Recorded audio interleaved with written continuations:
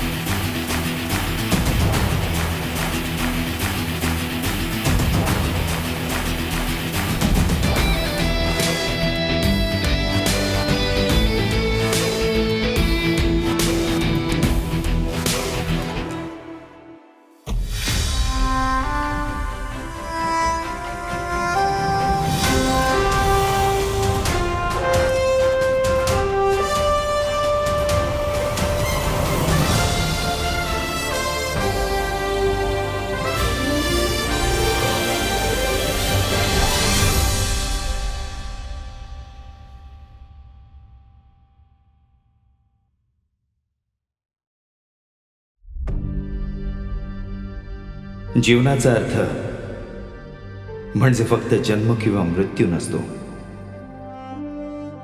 जन्म आणि मृत्यूमधील सततचा संघर्ष.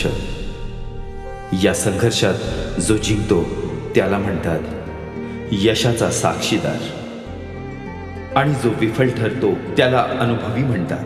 ही गोष्ट एका अशा व्यक्तीची आहे ज्याने यश संपादन केलं. आयुष्याच्या खडतर वाटेवर खूप अडचणींचा सामना केल्यावर आज या पायरीपर्यंत पोहोचलोय. आणि याचं कारण खूप लोक आहेत, पण माझ्या एक इच्छाशक्ती होती, प्रत्येक पायरीवर जिंकण्याची जिद्द. आणि त्यामागे फक्त एक माणूस आहे, ते म्हणजे माझे वडील गणपतराव पाटील. चलाता जो धूप में रुकाना वो, हाथों में हाथ लेके चला वो, मिट्टी को छू कर सोना किया, अंधेरों को भी रोशन किया, तू ही तो मेरा देवता. माझ्या आईचं नाव पुष्पलता. माझं एक छोटंसं कुटुंब आहे. माझी मोठी ताई आणि माझी लहान बहीण. आम्ही मूळचे महाराष्ट्रातलेच. 74च्या सालात माझे वडील त्यांच्या नातेवाईकांसंग इथं आले, तुमकुरला. तेव्हा ते सोने चांदी वितळवण्याच्या दुकानात काम करायचे. साधारण 1 वर्ष त्यांनी तिथं काम केलं. आता सांगतो ते कसं काम करायचे. त्यांच्या घरात 7-8 माणसं होती. त्या सगळ्यांसाठी ते कमीत कमी 25 ते 40 चपात्या एकटेच बनवायचे. सगळ्यांना जेवायला देऊन मगच ते स्वतः जेवायचे. तिथं त्यांनी कितीतरी वर्ष प्रामाणिकपणे काम केलं. पैशाचा वाद कधीच नाही. पण एकदा त्यांचं भावकीत भांडण झालं. भावांनी सांगितलं, आम्ही तुम्हाला इथं ठेवू शकत नाही, तुम्ही गावाला जा. मग माझे वडील गावाकडे आले. ते हिंदी सिनेमाच्या हिरो विनोद खन्ना सारखे दिसायचे. एकदम सेम, जास्त फरक नव्हता. खूप सुंदर दिसायचे. ते कुस्ती खेळायला जायचे आणि एक दिवस माझ्या वडिलांनी त्यांना पाहिलं. फक्त त्यांचा कुस्तीचा खेळ पाहूनच माझ्या वडिलांनी त्यांना पसंत केलं होतं. त्यानंतर आमचं लग्न झालं. त्यांनी आपल्या बापाकडे मदत मागितली, पण त्यांनी काहीच मदत केली नाही. आमची आजी होती, तिनं तिची गुळ विकायची गाडी विकली. त्यातून फक्त 500 रुपये मिळाले. त्या पैशांनी तिनं माझ्या वडिलांना सांगितलं, काहीतरी कर आता. फक्त ते 500 रुपये घेऊन तिथून निघाले होते. रोज सकाळी उठून दुकान शोधायला घराबाहेर पडायचे आणि थकून जेव्हा त्यांना झोप लागायची, हॉटेलला जाऊन झोपायचा तर प्रश्नच नव्हतं. पैसे जेवायला पण पुरत नव्हते. खूप त्रास होता. मग रात्री जेव्हा दुकान बंद व्हायची तेव्हा ते तिथेच झोपायचे. जेवढे पैसे होते सगळं संपत आले होते. तेव्हा त्याने एक दुकान मिळालं. त्यावेळी पैशांची खूप अडचण होती. तेव्हा त्यांची मदत केली माझ्या आईच्या वडिलांनी, रामहरी चव्हाणांनी. माझ्या वडिलांनी नानांना काही पैशांची मदत मागितली, तेव्हा त्यांनी ऍडव्हान्स मध्ये त्यांना भरपूर मदत केली. काम सुरू झालं होतं, पण ते काम कुठून सुरू केलं? 100x100 नाही तर 10x10च्या खोलीतून. आयुष्याची सुरुवात त्या दुकानात झाली जिथे एक मोठी भिंत होती. एका बाजूला मी होते, दुसऱ्या बाजूला ते काम करायचे. त्या भिंतीच्या पलीकडे एक भट्टी असायची ज्यात धातू वितळवायचं काम व्हायचं. ते एकटे तिथं काम करायचे आणि मी भिंतीच्या या बाजूला असायची. असंच राहायचो, तिथंच राहायचो, तिथंच जेवण बनवायचो. 1 रुपया सुद्धा वाया घालवायचं नाही. ज्या कोळशापासून ते काम करायचे, मी त्याच कोळशाचा वापर करून मी जेवण बनवायचे. मोजून 2 भांडी होती. भात बनवायला एक लहान टोप आणि चपातीचं एक भांड होतं. माझे पती एवढे प्रामाणिक होते, आजपर्यंत कधी कोणासमोर हात पसरला नाही आणि खूप सुखी होतं. कुठल्या गोष्टीचा त्रास दिला नाही. जेवढं पण होतं त्यात आम्ही खूप खुश होतो. कोणासमोर हात पसरलेलं त्यांना आवडायचं नाही. त्यांचा हात स्वभाव मला खूप जास्त आवडायचा. तेव्हा मुलं नव्हती. लग्नानंतर 5 वर्ष आम्हाला मूल नव्हतं, कारण तेव्हा माझं वय खूप कमी होतं. आम्हाला मोठ्या नवसाने, देवीच्या आशीर्वादाने आमची मोठी मुलगी अनिता झाली. ती लहानपणापासून खूप सुंदर होती, खूप सुंदर दिसायची. डॉक्टरांनी विचारलं, तुमची मुलगी एवढी सुंदर कशी? मी म्हणाले, माझे पती असेच दिसतात. मी जेव्हा गावी गेले होते तेव्हा तिथे एक सिरियल बघितली होती. त्या सिरियल मध्ये पैशांच्या झाडाची एक गोष्ट चालू होती. तेव्हा मी माझ्या वडिलांना विचारलं, बाबा जर आपण हे झाड लावलं तर आपल्याला पैसे मिळतील का? तेव्हा बाबा मला घेऊन गेले, एक लहान खड्डा बनवला आणि त्यात एक आणे टाकले आणि म्हणाले 10 दिवसात ते रोपटं मोठं होईल. मग त्या रोपट्याला रोज जाऊन मी पाणी घालायची सुरुवात केली. पाणी घातल्यानंतर पण 10 दिवसानंतर ते रोपटं जेव्हा वाढलं नाही तेव्हा मी जाऊन विचारलं, बाबा ते पैशांचं झाड का उगवत नाही?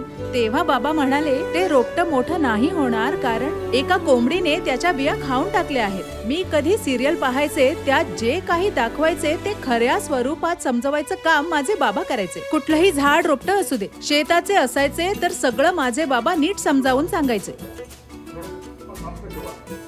2 वर्षानंतर मुलगा झाला. मुलगा झाल्यावर आम्ही खूप खुश होतो. आमच्याकडे मुलांचे खूप लाड केलं जातात. माझ्या 3ऱ्या मुलीचं नाव आहे लक्ष्मी. आम्हाला 2-2 वर्षाच्या अंतराने 3 मुले झाली, एका पाठोपाठ 3.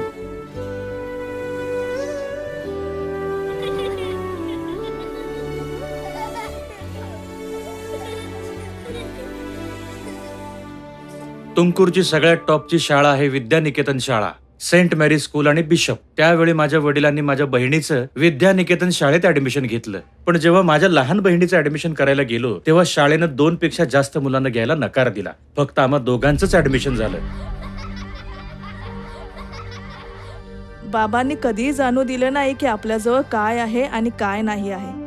आम्ही काही मागितलं की ते आम्हाला द्यायचे, पण सहज काही देत नव्हते. ते म्हणतात ना की मुलं जेव्हा काही मागतात त्यांना पटकन द्यायचं नाही. ही गोष्ट मला तेव्हा समजली जेव्हा मी स्वतः आई झाले. माझ्या वडिलांनी सांगितलेली एक गोष्ट मला आजही आठवते. ती गोष्ट ही आहे की माझे वडील होलसेलच्या दुकानात काम करायचे आणि मी पण त्यांच्या संग जायचो. एकदा एका ज्वेलरनं माझ्या वडिलांना सांगितलं की तुम्ही इथं कुणालाच माल विकायचा नाही, फक्त मलाच विकायचा. तुम्ही 100 ग्रॅम बनवला तरी मीच घेणार आणि 200 ग्रॅम बनवला तरी मीच घेणार. माझे वडील म्हणाले ठीक आहे, पण घरी आल्यावर मला म्हणाले, बाळा विश्वास, मी असं करणार नाही. विकायचं तर सगळ्यांना विकणार. मी म्हणालो, बाबा सगळं तेच घेणार असतील तर त्यांनाच विकूया ना, मग दारोदारी विकायची गरज नाही. पण बाबा म्हणाले, नाही विश्वास, हे चुकीचं आहे. आज मी जो काही आहे तो त्या 50-60 दुकानदारांमुळेच आहे.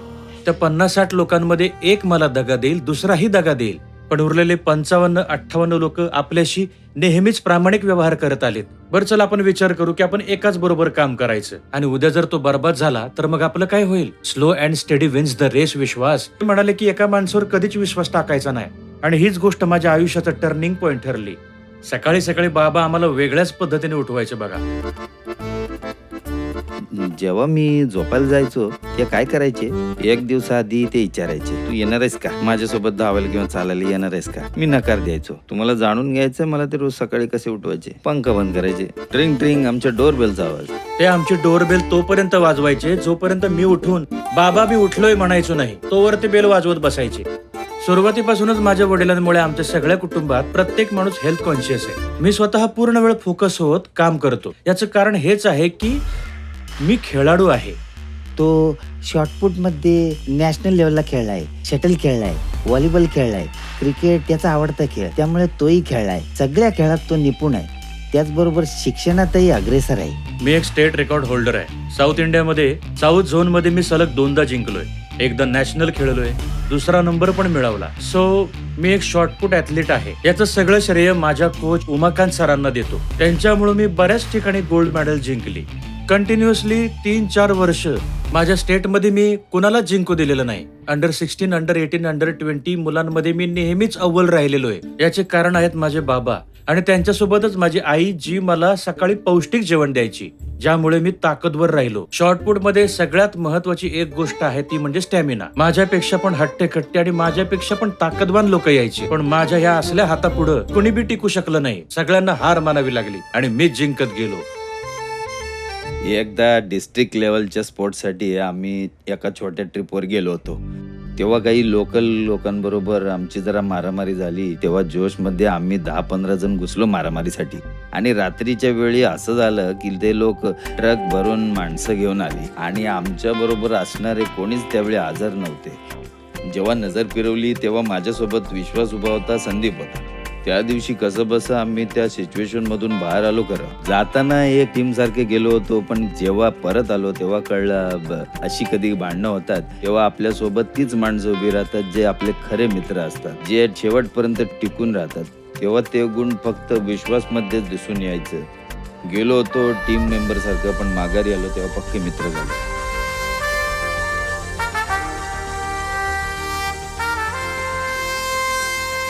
बऱ्याच संघर्षानंतर बाबांनी MG रोडवर एक जागा घेतली. 1994 मध्ये तिथे त्यांनी इमारत बांधली. त्यावेळी बाबांचं विजन इतकं जबर होतं, तुम्हाला विश्वास बसणार नाही. अहो खरंच सांगतो मी, MG road was the hotspot. तेव्हा 2च जागा होत्या, MG रोड आणि चितपेठे. हे 2च हॉटस्पॉट्स होते. तेव्हा हे BH रोड, छोटे छोटे रस्ते तर तेव्हा नावालाही नव्हते. त्यावेळेला जेव्हा माझ्या वडिलांनी इमारत बांधली तेव्हा त्या इमारतीच्या समोर एक दुकान होतं. जेमतेम 10x15चा एरिया होता. त्या दुकानाला विश्वास ज्वेलर्स असं नाव दिलं. त्यावेळेला त्यांनी तिथं लॉकर रूम बनवले, त्यासोबत मजबूत खोल्या बनवल्या. विचार करा, माझ्या बाबांचं विजन किती कमाल होतं. ते सारं मुलासाठीच. 1994 मध्ये त्यांनी ते दुकान बनवलं, पण 2004 पर्यंत त्यांनी ते कधी भाड्याने दिलं नाही. मी नेहमी म्हणायचो, बाबा कमीत कमी भाड्याने द्या, म्हणजे भाडं तरी येईल.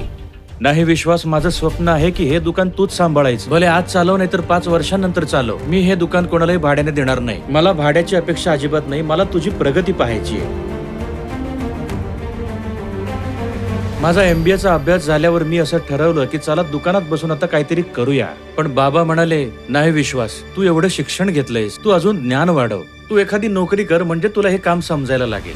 मग मी HDFC लाईफ मध्ये 4-5 महिने तरी काम केलं. मग मला वाटलं हे माझ्यासाठी सुटेबल नाही. तेव्हा मी बाबांना म्हणालो, बाबा मला ज्वेलरी शॉप बनवायच्या आधीच्या ठिकाणी मी आता काम नाही करू शकणार हो. नंतर मग मी ज्वेलरीचं दुकान चालू केलं. जेव्हा माझ्या मुलाच्या लग्नाची वेळ आली तेव्हा माझ्या पतीने खूप मुली पाहिल्या, पण माझ्या मुलाला कुठलीच मुलगी पसंत पडेना. त्याने खूप मुली पाहिल्या. मुली अशाच असायला पाहिजेत, तशाच पाहिजेत, त्याच्या खूप मागण्या होत्या.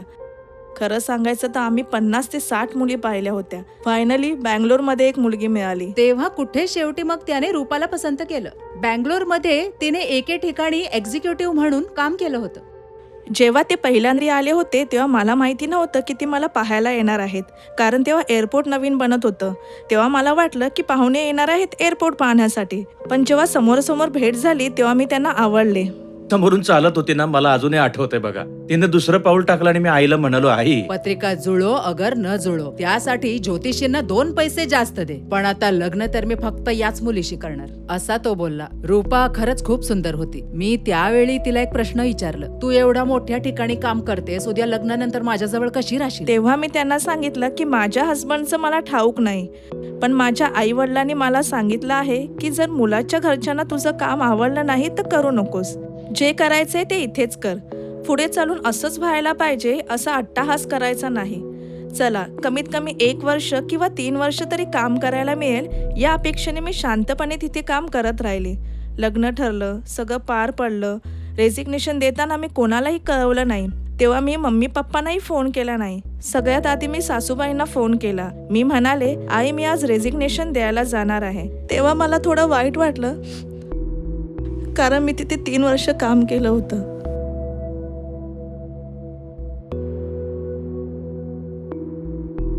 त्या लग्नात वेगळंच आनंद होतं. आमच्या घरात सगळ्यात हटके लग्न हे त्या दोघांचंच झालं होतं. त्यांच्या लग्नाची जी अरेंजमेंट केली होती, माझ्या काका काकींसाठी, माझी सासू, त्या सगळ्यांसाठी एक एक रेशीमच्या साडीची सलगता केली होती. त्यानेच ट्रेंड सुरू केली.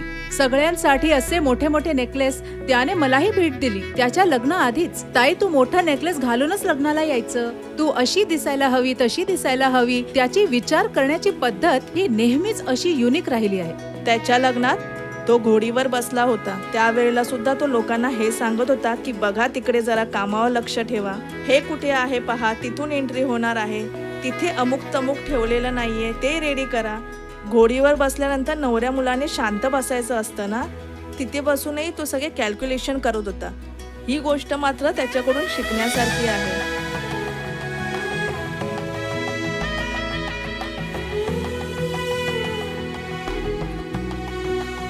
लग्नानंतर सगळं छान चाललं होतं. तेव्हा 3-4 महिन्यानंतरच मी तिला भेटायला एकदा बँगलोरला गेलो आणि तेव्हा एक छोटीशी घटना घडली होती. आम्ही गोडाऊन मध्ये ऍसिडचे कॅन ठेवत असतो. एका मुलाने काय केलं, ते ऍसिडचं कॅन दुसऱ्या एका छोट्याशा कॅन मध्ये टाकून दुकानावर आणायचं होतं. जेव्हा तो ते करत होता तेव्हा माझ्या मुलाने त्याला दुरून पाहिलं आणि त्याला तिथूनच सांगितलं, तुझ्या हातून ते कॅन पडू शकतो, असं तो आधीच बोलला. असं बोलला आणि तेवढ्यातच तो कॅन खाली पडला. ती बॉटल फुटल्यानंतर ते ऍसिड माझ्या अंगावर उडालं. So it was a disaster for me, ज्याच्यामध्ये माझा अक्षरशः चेहरा जळाला होता. आजही माझ्या चेहऱ्यावर छोट्या मोठ्या जखमा आहेत. ते माझ्यासाठी खूप शॉकिंग होतं, कारण लग्न होऊन 6 महिने सुद्धा झाले नव्हते आणि एवढी वाईट घटना घडली आणि याच टेन्शनमध्ये मी असायची. तेव्हा माझ्या सासूबाईंनी मला सांभाळलं आणि सांगितलं, हे सगळं नैसर्गिक आहे, ते तुमच्या लग्नानंतर झालंय, म्हणजे हा कसला संकेत वगैरे नाही, ते डोक्यातून काढून टाक. घटनास्थळीच मला काही औषधं मिळाली, मी ती लावली आणि मला मग हळूहळू बरं वाटू लागलं. त्या घटनेमुळे मी 6 महिने अक्षरशः घरात बसून काढलेत. तेव्हा मला विचार करायला वेळ मिळाला की मी बिझनेस अजून कसा काय बेटर करू शकतो आणि त्याचमुळे मला इन्स्पिरेशन मिळाली मंडी पेठेमध्ये आपला बिझनेस सुरू करण्याची. जेव्हा मंडी पेठेमध्ये आपलं दुकान सुरू करण्याची आयडिया माझ्या डोक्यात आली तेव्हा बाबांनी मला अजिबात सपोर्ट केला नाही. ते म्हणाले की स्वतःचं दुकान सोडून दुसऱ्यांचं दुकान चालवणारा मूर्खासारखा विचार काय करतोस. मी म्हणालो, नाही बाबा, मी MBA केलेलं आहे, माझं एक स्वतःचं वेगळं विजन आहे, मला जर पुढे जायचं असेल तर मला चांगली जागा पाहिजे आणि जागा मोठी असेल तरच माझं काम होईल, नाही तर काम नाही होणार. डिस्प्ले करायला गोष्टी पाहिजेत, आपल्याकडे काहीच नाही हो. माझ्या बाबांनी पूर्णपणे नाही नाही नाहीच सांगितलं. मी आईजवळ जाऊन रडलो, तिला सांगितलं की बाबांना कन्व्हिन्स कर, मला दुकान पाहिजे. माझ्या पतींसमोर तो रडायला लागला. नवीन दुकानाबद्दल कळालं तेव्हा यांनाही वाईट वाटलं. मी पुन्हा एकदा माझ्या बाबांजवळ गेलो, एकदा शेवटचं त्यांना कन्व्हिन्स करायला. त्यांच्या पाया पडलो, पण बाबा म्हणाले की नाही म्हणजे नाही, बिलकुल चालणार नाही. सो त्यावेळेला मी इरेला पेटलो होतो. मला ते करायचंच होतं, ठरवलंच होतं की कोणत्या पण परिस्थितीत दुकान बनवणारच. मी सरळ गेलो अमर सरांकडे आणि किरण सरांना बोललो की मला ज्वेलरी शॉप बनवायचंय. मी हा विचार केला नाही की त्यांना काय वाटेल म्हणून. दोघे बिग शॉट आणि मोठी माणसं होती. त्यांनी सांगितलं की ठीक आहे, आम्ही तुझी मदत करतो म्हणून, आणि काहीच म्हणाले नाहीत ते. अशा वेळेला जेव्हा माझ्या वडिलांनी मला सपोर्ट केला नाही तेव्हा दुसरं कोण करणार होतं. खरं सांगायचं तर या प्रकरणात माझं काहीच कॉन्ट्रीब्युशन नाहीये. जे काही केलं ते माझ्या नवऱ्याने केलं. माझ्या नवऱ्याने मला काहीही न सांगता विश्वासला पूर्ण मदत केली. मी म्हणालो, थँक्स भाऊजी, कोणीच माझी मदत नाही केली, तुम्ही एकटेच आहात ज्यांनी मला पैशांसाठी एवढी मदत केली. पण भाऊजी, एवढ्या पैशाने मी माझं दुकान नाही चालवू शकणार हो.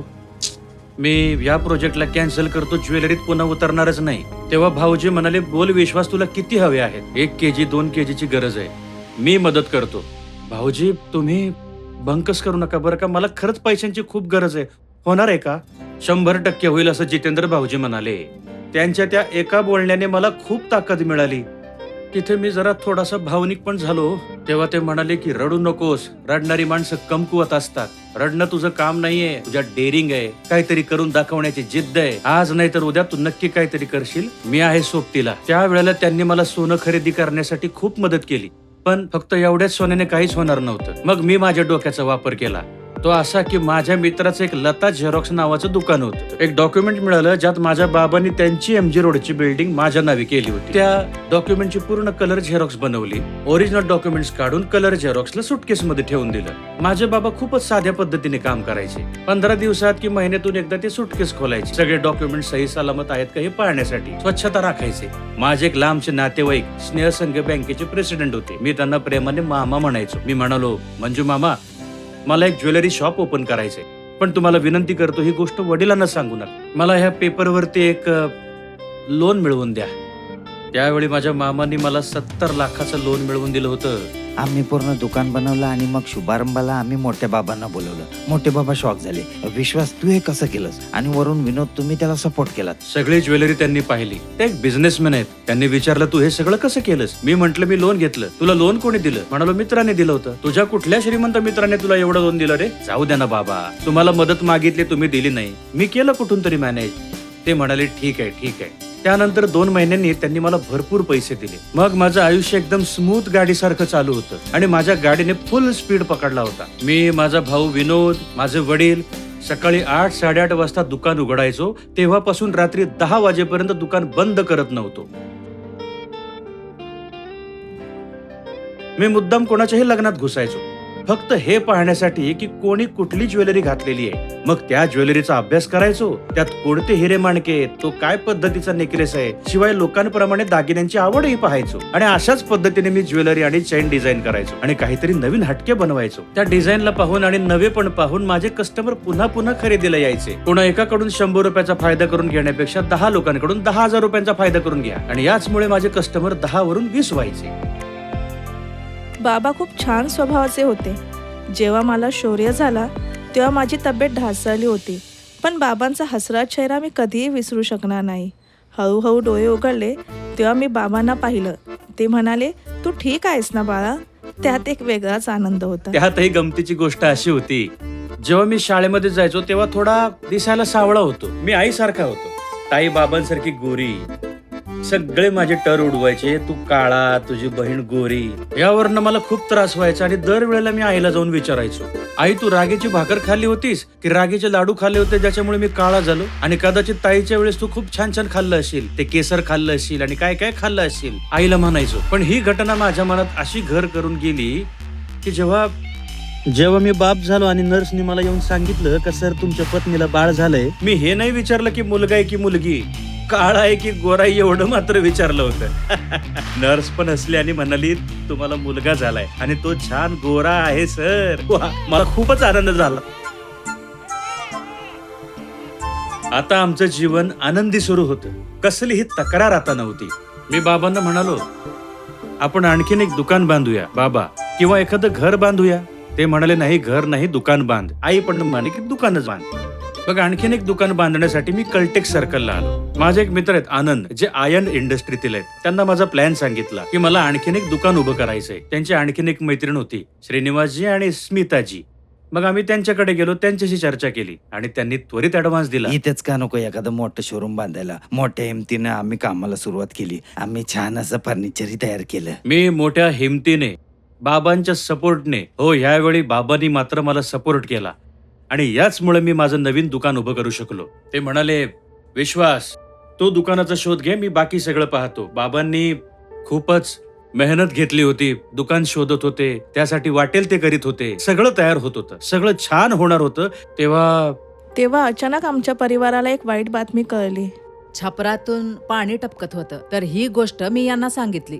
तर ते म्हणाले, तू जाऊन चहा बनव, तोपर्यंत मी जाऊन जरा चेक करून येतो. कोणीतरी दार ठोठावलं तेव्हा मी झोपलो होतो. आवाज आला, हे विश्वास, अरे तुझ्या खोलीतून पाणी गळतंय बघ. मी म्हंटल, मी नंतर बघतो बाबा, आता आम्हाला झोपू द्या. ठीक आहे, तू आराम कर, मी पाहतो, नाहीतर भिंत खराब होऊन जाईल. मी म्हंटल, तुम्ही थांबा, मी जाऊन चेक करतो. ते म्हणाले, राहू दे बाळा, तुझ्याच्याने नाही होणार, ते मी पाहतो. मी वडिलांना अडवण्याचा प्रयत्न केला, कारण मला काहीसं विचित्र वाटत होतं. तिथे खूप साऱ्या वायर्स होत्या, इलेक्ट्रिकल इश्यू झाला असता म्हणून मी त्यांना थांबवत होतो. त्यांनी लक्ष नाही दिलं. मी स्वतः गेलो होतो तिथं, पाय ठेवत होतो. ते म्हणाले, तू मागे हो. आणि ते स्वतः पुढे गेले तिथं आणि त्या ठिकाणी गेले. ते माझं ऐकलं नाही त्यांनी, ते गेले पुढे. तिथेच पुढे एसी होता, एसीची कसली तरी वायर होती तिथं आणि ते तिथं चिपकले, करंट लागले.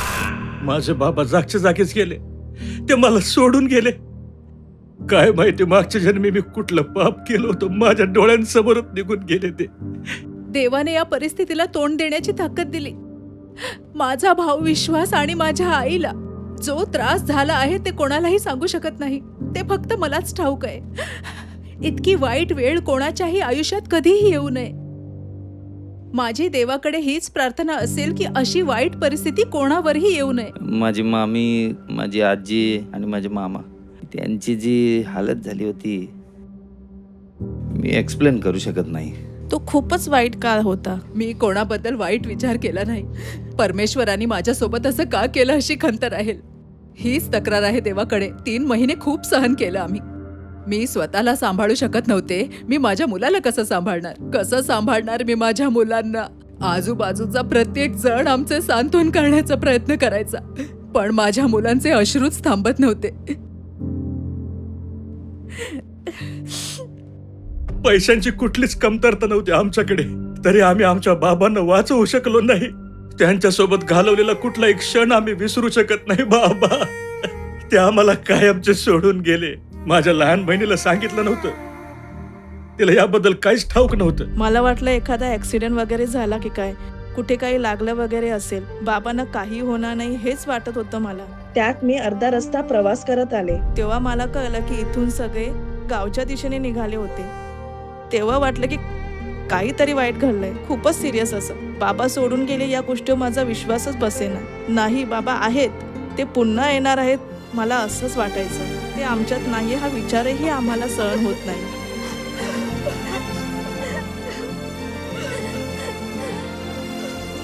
जेव्हा आम्ही गावात पोहोचलो, सगळं गाव आलं होतं. सगळ्यांचेच लाडके होते ते.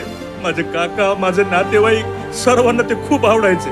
ते सगळे इतके स्वाभिमानी आहेत ना की आम्ही त्यांना काही देऊ केलं तरी ते घेत नाहीत. हो, माझ्या काकांचं माझ्या वडिलांवर लई प्रेम होतं. त्यांनी मला काही बी न सांगताच मोठ्या जबाबदारीनं सगळं कार्य केलं. बघा, सगळ्या गावाला बोलवणं, त्यांना जेवण देणं मला काहीच ठाऊक नव्हतं. मी तेव्हा माझ्या वडिलांना अग्नी दिला, त्यानंतर मागावळून पाहायचं नाही. हे कोणतं जगणं आहे.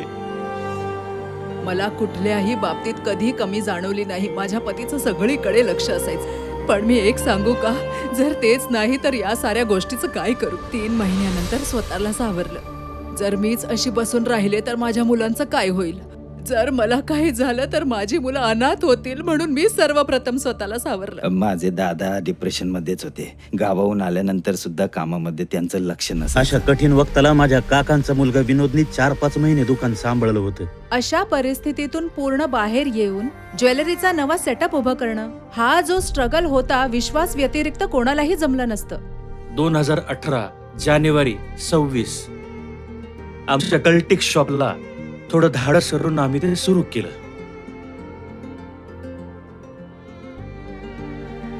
एकदम ग्रँड ओपनिंग होती. अशा वेळी आम्ही मोठ्या बाबांना खूप मिस केलं होतं. त्यांचा आशीर्वाद नेहमीच आमच्या सोबत आहे, तो कधीच नाही जाणार. अशा वेळी जेव्हा आम्ही सर्वच दुःखात होतो, देव कोणालाही त्यातून बाहेर काढतोच. तेव्हा दुकानात खूप गर्दी असायची. इतकी गर्दी की विश्वासांना जेवणाचंही भान नसायचं. अशा प्रसंगी मी त्यांना प्रेग्नेंट असल्याची गोड बातमी दिली. मी म्हंटल, गावात कुठे एवढ्या फॅसिलिटीज असतात, दुसरीकडे जाऊन जरा चेक कर, काहीतरी मिस्टेक झाली असेल. स्कॅनिंग केल्यावर आम्हाला कळलं की ट्विन्स आहेत. माय गॉड, हा एक चमत्कारच होता. जुळं होतं. आम्हाला 2 मुलीच झाल्या आणि ही गोष्ट जेव्हा त्यांना कळली तेव्हा त्यांना खूपच आनंद झाला. त्यांच्यासाठी मुलगी म्हणजे लक्ष्मी स्वरूप. जेव्हा माझी लक्ष्मी माझ्या आयुष्यात आली, माझं आयुष्यच बदलून गेलं. सुखांचा वर्षाव होत होता, दुःख असं उरलंच नाही. आम्ही 2017-18 मध्ये सुरू केलं सर. जेव्हा 2019 उजाडलं, कोरोना आला. 19-20 संघर्षाचे दिवस. उधारी वाढली, पैसे संपले, लोन डोक्यावर. विचार केला काम करावं तर लोक नव्हते. मग अशा वेळी माझ्या आईचे सारे दागिने विकून आम्ही आमची उधारी संपवली. जेव्हा मी या फील्ड मध्ये आलो, जुने मित्र सारे दूर गेले, कारण काही जण नोकरीच्या निमित्ताने बाहेर गेले, काही जण सॉफ्टवेअर मध्ये सर्व्हिसला घुसले. तर रोजच मग मी शटल खेळायला बाहेर जायचो. तर शटल खेळायला मी सोसायटीच्या कॉलेजमध्ये जायचो.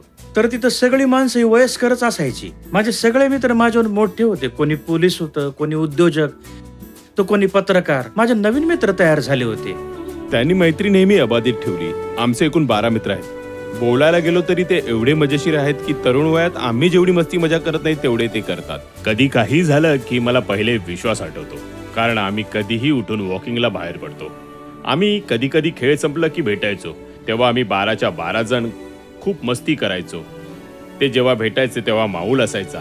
ते जेव्हा कधी भेटायचे आम्हाला उत्साही ठेवायचे, हसवायचे. आमचे एक मित्र आहेत नायक सर, जे कधी भेटले की गप्पा होतातच. ते ऍक्च्युली एक्साइज मध्ये सुपरिटेंडेंट ऑफ पोलीस होते. त्यांनी मला एकदा एक सहज लाईन ऐकवली होती, तुमच्या आणि आमच्या विश्वासासाठी विश्वास ज्वेलर्स. हे कुठल्याही एका लेखकाने किंवा कॉन्टेंट रायटरने लिहिलेलं नव्हतं. त्यांच्या मनात आलं, त्यांनी ऐकवलं. त्यांचं प्रेम, त्यांचा आशीर्वाद, आज आमची मैत्री एवढ्या स्तरावरती आहे. आज मी त्यांच्याचमुळे खूप सुखात आहे. ही आमची मैत्री 2004 मध्ये सुरू झाली होती. आम्ही आजही खूप चांगले मित्र आहोत. कामाबरोबरच चांगले मित्र असणे खूप गरजेचं असतं, कारण इतकं हेक्टिक बिझनेस डील, टेन्शन खूप काही असतं. त्यामुळे या टेन्शन मधून बाहेर पडण्यासाठी त्यांनी सकाळी एक गँग तयार केली होती. त्यांच्याबरोबर आनंदी असतो सारे. एकदा एका पाण्याच्या डोहात बुडण्यापासून एका लहान मुलाला विश्वास मामा आणि त्यांच्या वडिलांनी वाचवलं. त्याच पद्धतीने मला इथे बोलावून मला नोकरी दिली आणि जबाबदारी सोपवली. माझ्या करिअरला एका उच्च पातळीवर पोहोचवलं. आज मी तुमच्या समोर त्याचे सुयोग्य परिणाम म्हणून उभा आहे. मला त्यांनी एक गोष्ट समजावली, आपले कस्टमर आपले ईश्वर असतात. कधी कस्टमरला त्रास द्यायचा नाही, कारण आपण आपल्या देवाला कधीही दुखवत नसतो. त्याचप्रमाणे आपले कस्टमर असतात. इथे स्टाफ सुद्धा आमच्या परिवाराचा एक भाग आहे. मला सिनेमांचं वेड आहे आणि पुनीत राजकुमारांची कोणतीच फिल्म मी मिस केलेली नाही. ज्या दिवशी पुनीत राजकुमारांचा मृत्यू झाला, माझे पती खूप दुःखात होते. जेव्हा त्यांचा मृत्यू झाला होता, मी त्या स्टेडियम मध्ये गेलो होतो. पुनीत राजकुमारांच्या वाढदिवशी ते न चुकता अन्नदान करीत असतात. खूप सारे सण होत असतात. गणेशोत्सवही आहे. गणेशोत्सवात ते दरवर्षी खूप दानही करतात. ते माणसाला त्यांच्या चांगुलपणासाठी नेहमीच महत्त्व देत आलेत, जेवढे महत्त्व पैशांनाही देत नाहीत. विश्वास यांना ज्वेलरी क्षेत्रातील त्यांची कामगिरी आणि खूप सारे सामाजिक कार्य केल्याप्रती त्यांना देशविदेशात अनेक पुरस्कारांनी सन्मानित केले आहे. वर्ष 2022-23 साली टाइम बिझनेस अवॉर्ड, विजय कर्नाटकाचे अचिव्हर्स ऑफ कर्नाटक अवॉर्ड, 2023 मध्ये त्यांना कन्नडा राज्य उत्सव प्रशस्तीने सन्मानित केलं गेलं. 2024 मध्ये कन्नडा प्रभा अवॉर्ड, एशियानेट सुवर्ण न्यूजचा लंडन पार्लमेंटरी अवॉर्ड, विस्तारा न्यूजद्वारे बिझनेस एक्सलन्स अवॉर्ड, न्यूज फर्स्टचा global first award, 39 news reporter समिटमध्ये विश्वासजींना कल्पतरू पुरस्काराने सन्मानित केले गेले. याचबरोबर झी कन्नडाचे 2025 अचीवर अवॉर्ड, आणखीन खूप विशेष पुरस्कारांनी त्यांना सन्मानित केले गेले. तुमकुरच्या माझ्या सर्व लोकांना मी धन्यवाद देऊ इच्छितो, कारण त्यांच्याच प्रेमामुळे मी आज इथपर्यंत पोहोचलोय. माझ्या या प्रगतीकरिता मी माझ्या स्टाफला क्रेडिट देईन. त्यांचे मी मनापासून आभार मानतो. परमेश्वर प्रत्येक गोष्टीत आपली परीक्षा घेतो. त्याला तोंड देत मेहनत करत राहायचं, हेच खरं आयुष्य. माझी हीच प्रार्थना आहे की तुम्ही नेहमीच यशस्वी व्हा. विश्वासला सगळ्यांचे आशीर्वाद लाभले आहेत. मी देवाचे आभार मानू इच्छिते. Thank you very much. फक्त कर्नाटकच नव्हे, पूर्ण देशभरात विश्वास ज्वेलर्सचं नाव गाजत राहील. फक्त भारतातच का, जगभरात यांचे शोरूम होतील, एवढीच माझी मनोकामना आहे. माझा तुम्हाला कायम सपोर्ट असेल. तुम्ही अशीच प्रगती करत राहा. तुम्ही खूप नाम कमवा, मी तुमच्या सोबत आहे. आपली मैत्री अशीच अबाधित राहो. माझा नेहमीच तुम्हाला पाठिंबा असणार. विश्वास असो की विश्वास ज्वेलर्स, मी सदैव तुम्हासोबत आहे. अशीच प्रगती करत राहा. विश्वास दादा, all the best. All the best मामा. I love you and I am always with you. All the best and love you. All the best. All the best big boss. All the best. तुम्ही कायम सुखी असावं, सुमंगल असावं. तुमच्या आणि माझ्यातल्या विश्वासासाठी विश्वास jewellers. असं वाटलं की माझ्या बाबांचा आत्मा मला सांगत आहे की तू घाबरू नकोस, मी तुझ्या सोबत आहे. फक्त तुझं काम करत राहा, काम करत राहा, काम करत राहा, काम करत राहा.